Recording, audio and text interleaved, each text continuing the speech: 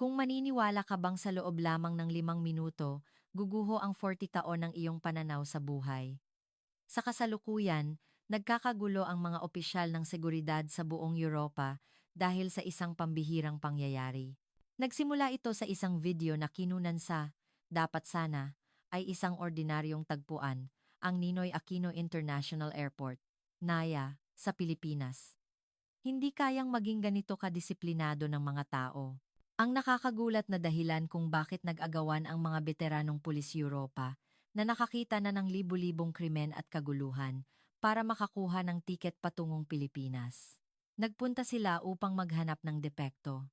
Ngunit nang bumalik sila sa kanilang bansa, luhaan ang kanilang mga mata, ang pang-araw-araw na kaayusan sa Pilipinas, na nagpaluhod sa pinakabihasa at propesyonal na grupo sa mundo, at sa huli ay nabalot sa damdamin.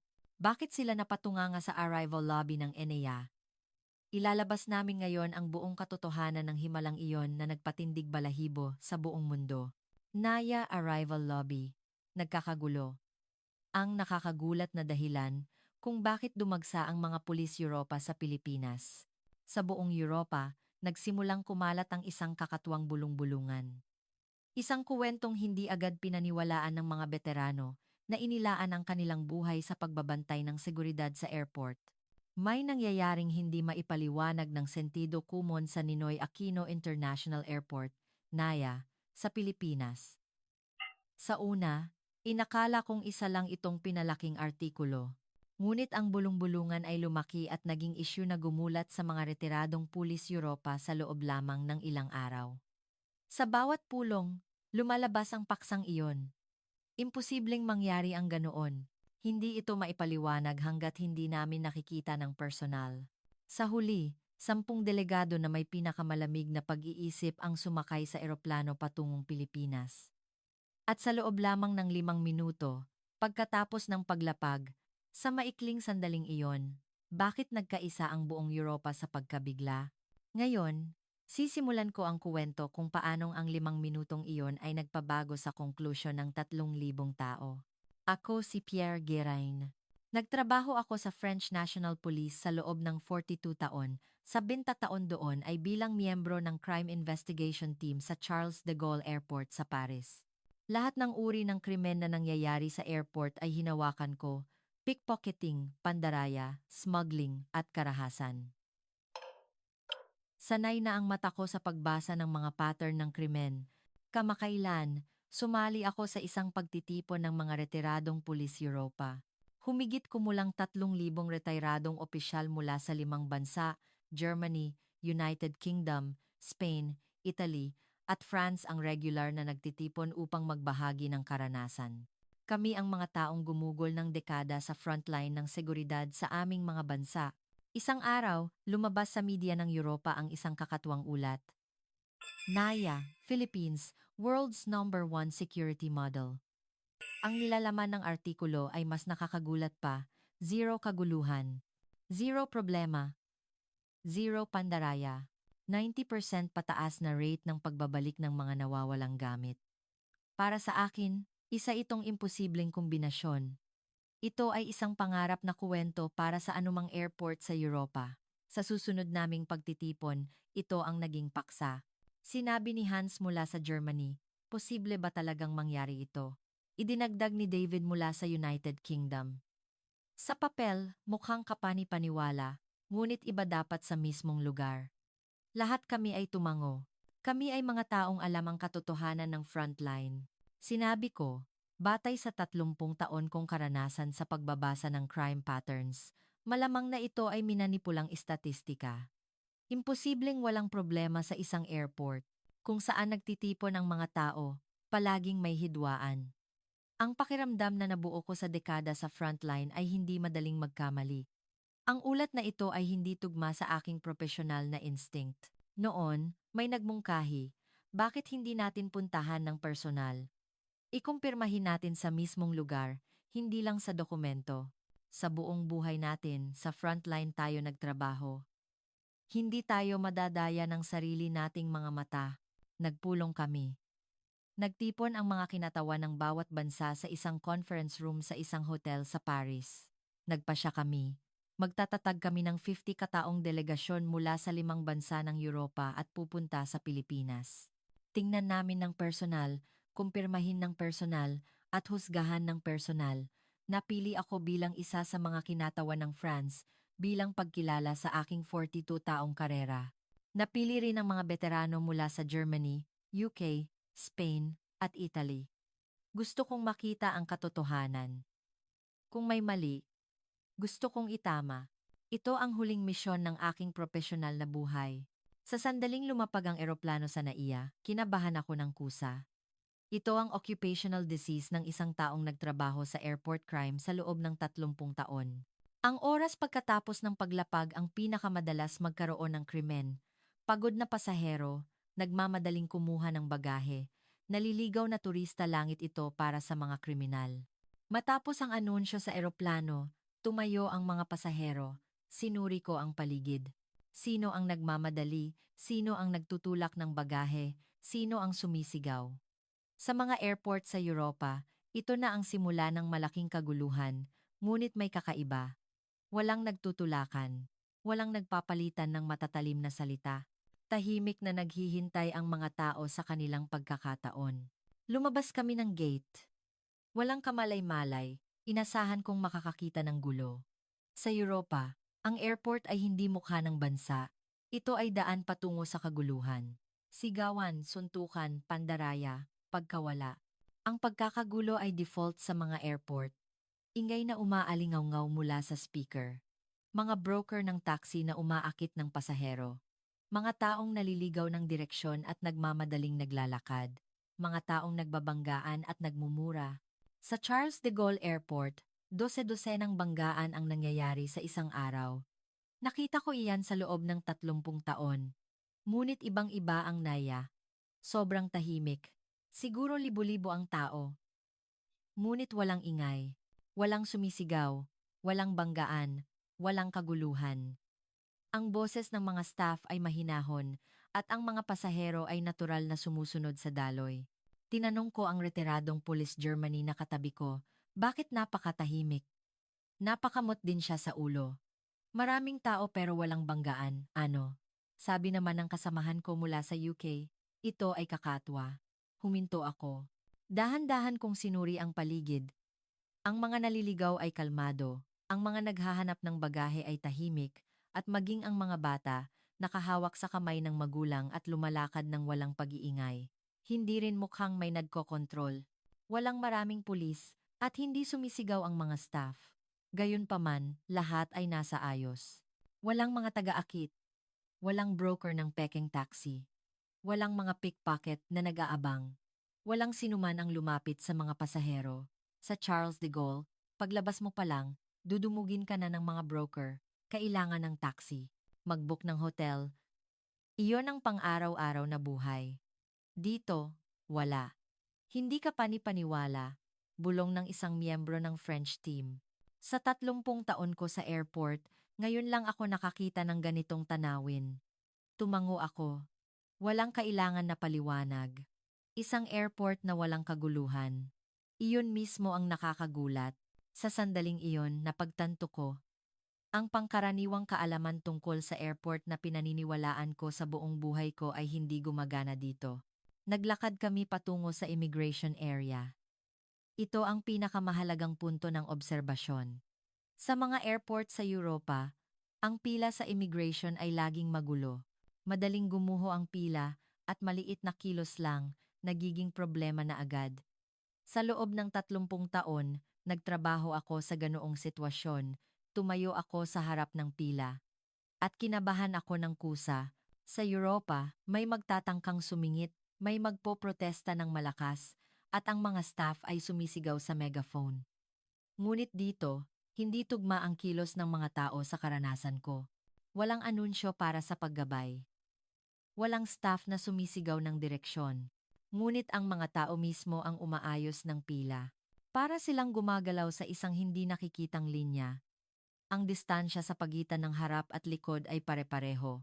Walang nagturo, ngunit lahat ay kumikilos ng pareho.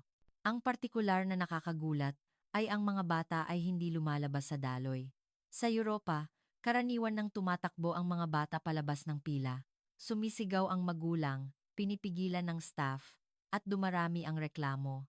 Ngunit ang mga bata rito ay tahimik na nakatayo. Hawak ang kamay ng kanilang magulang. Maging ang mga bata na mukhang 5 taong gulang ay hindi lumabas sa pila. Ang mga matatanda rin, natural na sumali sa daloy ng pila ng walang espesyal na tulong. Sa Europa, madalas na nalilito ang matatanda at hindi makapila.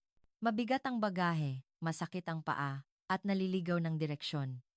Dahil dito, naiinis ang ibang pasahero, tatakbo ang staff, at magsisimula ang kaguluhan. Ngunit dito, iba. Alam ng lahat ang kanilang posisyon. Tinanong ko ang kasamahan kong German, hindi ba ito kakaiba? Ito ay isang nakasanayan na. Ang mga pila sa airport na nakita ko sa loob ng 30 taon ay laging pinagmumulan ng problema. Naglagay kami ng staff para maiwasan ang pagsingit, naglagay ng bakod, naglagay ng CCTV, at nagpapalabas ng warning announcement buong araw. Gayunpaman, hindi natapos ang banggaan. Nagtatangkang lumabag ang mga tao sa patakaran. At kami ay napapagod sa pagpigil. Ngunit dito, iba. Walang nagsasabing sumunod sa patakaran. Ngunit sumusunod silang lahat. Walang bakod. Walang maraming CCTV. Ngunit ang perpektong kaayusan ay napanatili. Ang kasamahan ko mula sa UK ay bumulong. Ang mga taong ito ay hindi pumipila dahil may nagbabantay. Ginagawa nila ito dahil ito ang dapat. Tama. Iyon ang esensya. Ang mga Pilipino ay hindi kumikilos dahil may nakatingin, kundi dahil iyon ang kanilang nakasanayan. Ang gawi ay siya mismong batas. Ang pagkakaiba ay naging mas malinaw pagkatapos. Ang kaayusan na madaling masira sa Europa kahit pinipilit ang patakaran ay naging bahagi ng pamumuhay dito. Napagtanto ko na ang kaayusan na ito ay hindi simpleng disiplina, kundi isang daloy na nilikha ng matagal ng kultura ng pamumuhay. Naglakad kami patungo sa luggage claim area. Dito, ang cart area ang pinakamadalas magkaroon ng away sa mga airport sa Europa. Sa loob ng 30 taon, nakita ko ang daan-daang banggaan. Sa mga airport sa Paris, ang cart ay parang tropeo. Nagmamadali ang mga tao, naguunahan sa pagkuha, nagtutulakan, at nagmumura. Kung kulang ang cart, may magnanakaw ng gamit ng iba, at nauuwi ito sa away, at kailangang tumawag ng pulis. Hindi mabilang na beses akong nakakita ng ganoong sitwasyon. Dumating kami sa cart area. Kinabahan ako ng kusa, ngunit dito, wala ang mga senyales ng kaguluhan na nakasanayan ko. Ang mga cart ay nakalinya ng maayos. Walang kahit isang nakaligtaan, tahimik at kalmado ang mga tao, parang sa waiting room ng ospital. Walang nagmamadali o nagtutulakan. Ang mas nakakagulat ay pagkatapos gamitin ang cart. Sa Europa, iniiwan lang ang cart kahit saan. Sa gitna ng daan, sa tabi ng pader, at maging sa parking lot, kailangang mangolekta ng cart ang mga staff buong araw. Ngunit, dito, ibinabalik ng mga tao ang cart. Pagkatapos gamitin, itinutulak nila pabalik sa orihinal na lugar, inililinya, at inaayos para madaling gamitin ng susunod. Walang nagsabi sa kanila, walang staff na nagbabantay. Ginagawa lang nila ito na parang natural. Sinabi ko sa katabi kong retiradong pulis UK, nakikita mo ba iyan? Bumuntong hininga siya. 30 taon nating sinubukang gawin ito.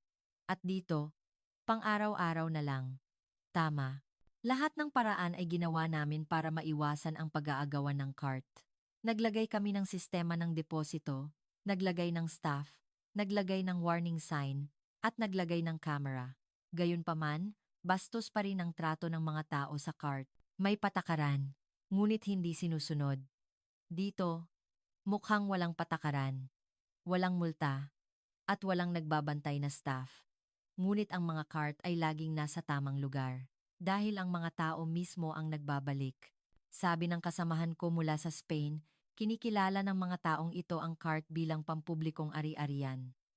Nag-iisip sila para sa susunod na gagamit. Malasakit. Sumang-ayon ako. Sa Europa, ginagamit ng mga tao ang cart na parang sa kanila at itinatapon. Ngunit ang mga tao rito ay nagpapakita ng malasakit sa susunod na gagamit. Iyon ang kanilang gawi. Dahan-dahan kong sinuri ang isa sa mga cart. Malinis, walang sira, at walang graffiti. Ang mga cart sa mga airport sa Paris ay madalas na sira.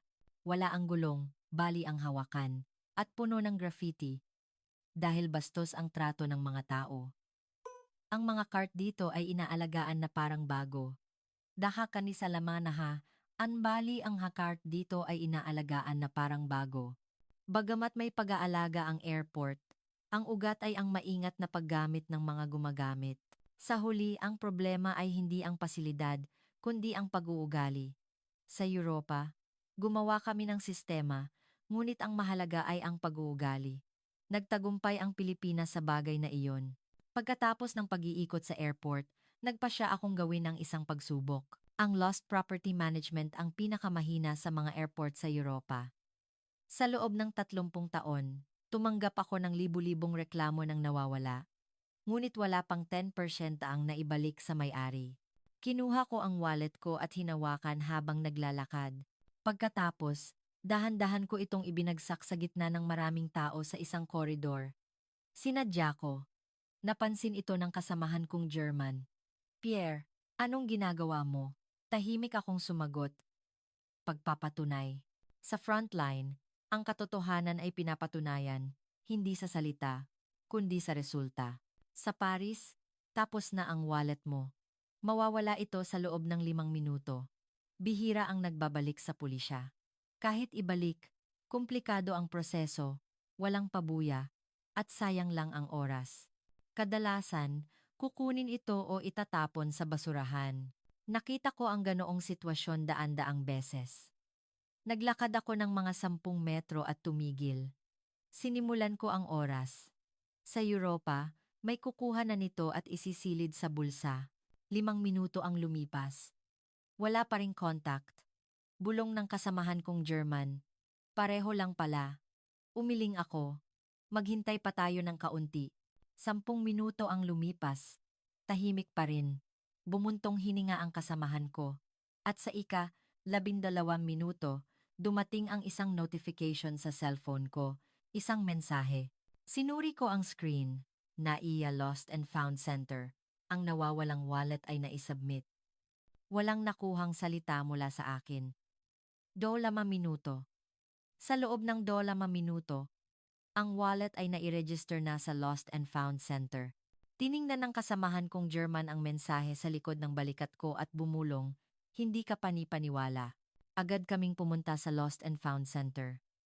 Ipinakita namin ang ID at kinuha ang wallet. Buo ang wallet. Ang mga card at pera, lahat ay nandoon. Tinanong ko ang staff, sino ang nagbalik. Sumagot ang staff, isang Pilipinong pasahero ang kumuha at agad na dinala rito.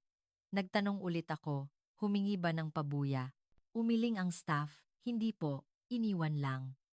Sa sandaling iyon, naintindihan ko, hindi ito problema ng sistema. Hindi dahil magaling ang Lost and Found Center kaya bumalik ang wallet, kundi dahil ang mamamayan ay kumilos ng tapat. Sabi ng kasamahan ko mula sa UK, walang silbi ang pagpapabuti ng Lost and Found Center sa Europa. Hindi naman kasi umaabot sa center ang mga gamit. Tama, nag-focus kami sa paggawa ng sistema. Ngunit ang mahalaga ay ang katapatan ng mamamayan. Isinilid ko ang wallet sa bulsa habang nag-iisip. Sa loob ng 30 taon, sinubukan kong panatilihin ang seguridad sa pamamagitan ng puwersa ng pulisya at sistema. Dinagdagan ko ang kamera, pinalakas ang patrol, at pinahigpit ang parusa. Ngunit dito, hindi kailangan ang ganoon. Dahil ang mamamayan mismo ang gumagawa ng kaayusan. Dito, ang katapatan ay hindi exception, kundi basic. Ang basic na iyon ang nagbabantay sa airport ng bansa. Pagkatapos ng pag-iikot sa buong airport, lumabas ako. Kasama ko ang aking mga kasamahan. Ang lugar na talagang pinagtuunan namin ng pansin ay ito. Sa labas ng exit ng airport, ang taxi stand. Kung tatanungin ako kung saan ang pinakamapanganib na lugar sa mga airport sa Europa, sasagutin ko agad, ang taxi stand sa labas ng exit. Kalahati ng mga kaso ng pandaraya na hinawakan ko sa loob ng 30 taon ay nangyari dito. Ang exit ng airport sa Paris ay isang battlefield. Pagbaba mo pa lang sa eroplano, dudumugin ka na ng mga broker, kailangan ng taxi, mag-book ng hotel. Kapag nahuli ka na, mahirap nang makawala. Pilit nilang kukunin ang bagahe at ipapasok sa sasakyan at sa huli ay sisingilin ka ng sobrang presyo. Kapag tumanggi ka, hindi ibabalik ang bagahe. Napipilitan ng turista na magbayad. Ang mga peking taxi, kolom ay mas seryoso pa. Ang mga sasakyang walang opisyal na rehistro ay nagpapanggap na taxi. Ang metro ay manipulahin o wala, at sisingilin ka ng alabaas 10 para sa biyaheng nagkakahalaga lamang ng AI 1,000. Kapag nagreklamo ka, lumabas kami ng airport, kinabahan ako ng kusa. Sa Europa, sa loob ng 30 metro, nagsisimula na ang 5 solicitation at 2 fare scam. Ngunit sa exit ng NAIA, walang ganoong senyales. Ang taxi stand ay maayos. Ang mga taxi ay nakalinya at naghihintay, at ang mga pasahero ay sumasakay ng sunod-sunod. Lumapit ako sa isang taxi. Tinanong ko ang driver, magkano papuntang city center? Sumagot ang driver, metered po. Karaniwan po 7 hanggang R800. Hinding-hindi sasabihin ng driver ng taxi sa Paris iyan. Sisingilin nila agad ang mataas na presyo at susubukang makipagnegosasyon at hindi gagamit ng metro. Ngunit ang driver dito ay natural na gumamit ng metro. Sumakay ako ng taxi. Kahit sa paglagay ng bagahe sa trunk, hindi pilit na kinuha ng driver. Naghintay lang siya nang sabihin kung ako ang maglalagay. Sa Paris, kukunin ng driver ang bagahe at hihingi ng tip pagkatapos. Walang ganoon dito. Automatikong umandar ang metro. Transparent ang presyo. Nag-focus ang driver sa pagmamaneho.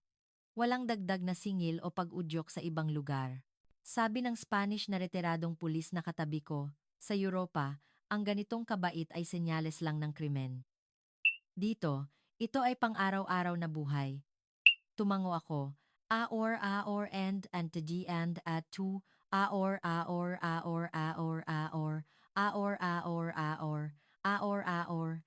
Ang pakiramdam na nabuo ko sa loob ng 30 taong karera ay walang silbi dito. Dumating kami sa destinasyon. Tumpak na tinanggap ng driver ang halaga na ipinapakita sa metro. Nagbigay siya ng resibo at nagpaalam. Walang dagdag na singil. At walang tip na hiningi. Pagbaba namin ng taxi, sinabi ng kasamahan ko, 10 taon nating sinubukang puksain ang krimen sa taxi. Pinalakas ang pagpapatupad, inihayag ang iligal na taxi, at dinagdagan ang parusa. Ngunit hindi natapos ang pandaraya. Gumawa kami ng sistema, pinahigpit ang parusa, at dinagdagan ang pagbabantay. Ngunit hindi bumaba ang krimen sa taxi. Dahil ang mga tao ay naghahanap ng butas sa batas. Dito, walang dahilan upang mandaya. Sa lipunang nakatanim ang tiwala, nawawala ang pandaraya. Habang nag-iikot ulit kami sa airport, biglang may ingay kaming narinig sa harap. Nagkukumpulan ang mga tao. Kusa akong pumunta doon. Ito ang profesional na instinct na nabuo ko sa loob ng 30 taon. May isang manlalakbay ang nakita kong nakahandusay. Isang lalaki, mga 60 taong gulang. Nakahiga siya sa gilid at pinalibutan ng mga tao. Agad kong hinusgahan ang sitwasyon. Ayon sa karanasan ko, sa ganitong sitwasyon, sa loob ng 10 segundo, magiging gulo ang paligid. May sisigaw, may kukuha ng cellphone, at babara ang daanan. Nakita ko ang ganoong sitwasyon 12-dosenang beses sa mga airport sa Paris. Ngunit hindi ito ganoon. Hindi gulo, kundi maayos na kilos. Isang staff ng airport ang tahimik na lumapit. Walang malakas na boses. Sinenyasan niya ang mga tao na tumabi. Agad na tumugon ang mga tao.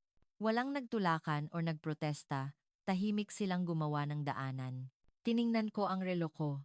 Sinimulan ko ang oras mula nang bumagsak ang tao.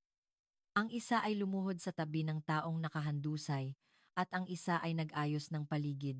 Ang mga pasahero ay kusa pang lumayo. Sa pangalawang minuto, dumating ang emergency team.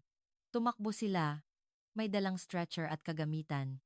Dahil secured na ang daanan, naabot nila agad ang pasyente. 2 minuto. Pagkakita ko sa numerong iyon, gusto kong matawa sa pagkabigla. Sa mga airport sa Europa, aabutin ng 3 minuto para lang maghanda ang staff sa pag-alis.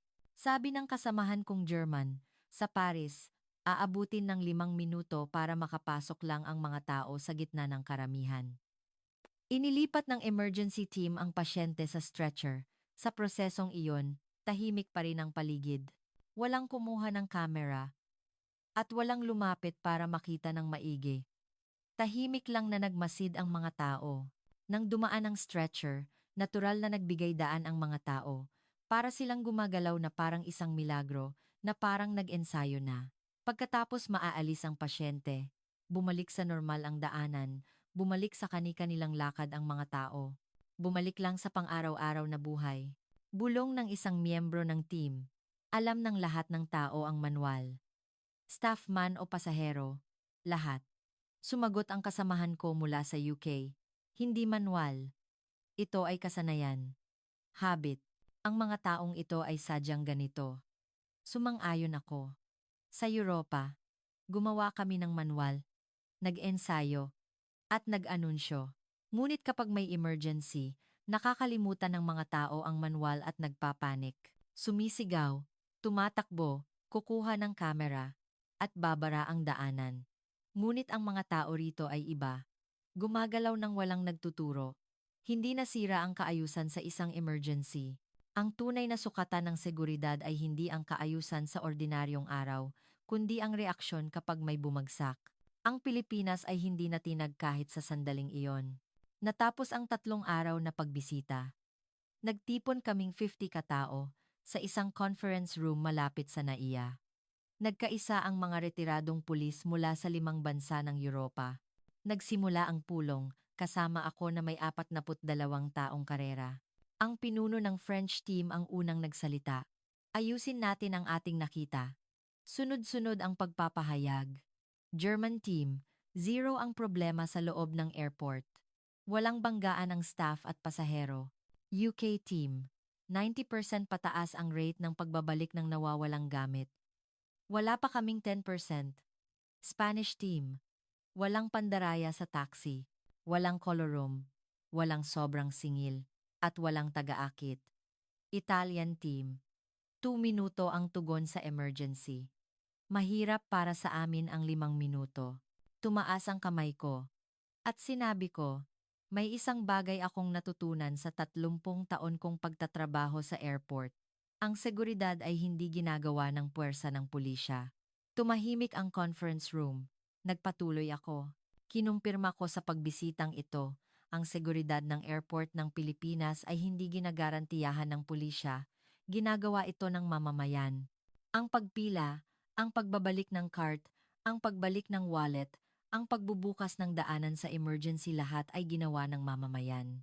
Ang pinuno ng French team ay nagsabi, 40 taon naming pinalakas ang batas, dinagdagan ang parusa, at pinalawak ang pagbabantay. Ngunit hindi gumanda ang kaayusan dahil ang mga mamamayan ay naghahanap ng butas sa batas. Sa Europa, gumawa kami ng sistema, patakaran, at naghigpit ng pagpapatupad. Ngunit ang Pilipinas ay pumili ng ibang daan. Pinalaki nila ang gawin ng mamamayan, kultura kaysa batas, tiwala kaysa parusa. Ang pinuno ng UK team ay nagsabi, kailangan na nating magbigay ng conclusion. Ang ulat ba na ang AIA, Pilipinas, ang world's #1 security model ay imbento o katotohanan? Malinaw kong sinabi. Katotohanan. Tumahimik muna ang conference room, at pagkatapos ay dahan-dahang dumami ang mga tumatango. Walang nag-ingay, ngunit lahat ay nakarating sa parehong conclusion. Maging ang mga veterano na may 30 taong karera ay yumuko na parang wala nang kailangan pang salita. Sa sandaling iyon, ang kasaysayan ng seguridad ng Europa ay tila huminto sa harap ng Pilipinas. Kinagabihan, ginawa ko ang ulat. Simple ang pamagat. NAIA, Philippine Security Model Verification Complete. Malinaw din ang nilalaman. Ang seguridad ng airport ng Pilipinas ay pinananatili ng kaayusan at tiwala ng mamamayan, hindi ng puwersa ng pulisya. At ito ay isang modelo na dapat matutunan ng buong mundo. Bumalik kami sa Europa. At pagkatapos ng 1 linggo, nagbukas kami ng report meeting sa harap ng 3,000 retiradong pulis. Umakyat ako sa entablado at ibinahagi ang aming nakita. Zero kaguluhan, zero problema. Ang himala ng nawawalang gamit sa loob ng 2 minuto, zero pandaraya, 2 minutong tugon sa emergency. Lahat ay totoo. Ang nakita ng 50 katao ay sa huli ay gumalaw sa 3,000. Tahimik ang conference room. Tahimik na nakikinig ang 3,000 veterano. At nang sabihin ko ang huling pangungusap, walang nagduda. Ang airport ng Pilipinas ay hindi ginawa ng pulisya, ginawa ito ng mamamayan. Walang manwal ng pulisya ang makakatalo sa pang-araw-araw na kaayusan ng mamamayang Pilipino. Pagkatapos ng 1 linggo, sabay-sabay na naglabas ng ulat ang mga pangunahing media sa Europa, retiradong pulis, formal na pinasang-ayunan ang NAIA security model. At pagkatapos ng 1 buwan, dumating ang mas nakakagulat na balita. Ang 3,000 katao na sumali sa report meeting ay nagtatatag ng malaking delegasyon ng inspeksyon. Sunod-sunod din ang mga artikulo na nagsasabing naubos ang mga tiket ng eroplano patungong Pilipinas. Ngayon, ang airport ng Pilipinas ay hindi na comparison. Ito ay naging pamantayan na dapat sundin ng mundo. At sa huli, isinulat ko, ang Pilipinas ay hindi gumawa ng seguridad sa pamamagitan ng teknolohiya. Ginawa ito sa pamamagitan ng tao. Wala nang dahilan upang magduda, dahil nakita ko mismo ang katotohanan iyon. Anong bahagi ng kuwentong ito ang pinakatumagos sa inyong puso? Iwanan ang inyong saloobin at karanasan sa comment section.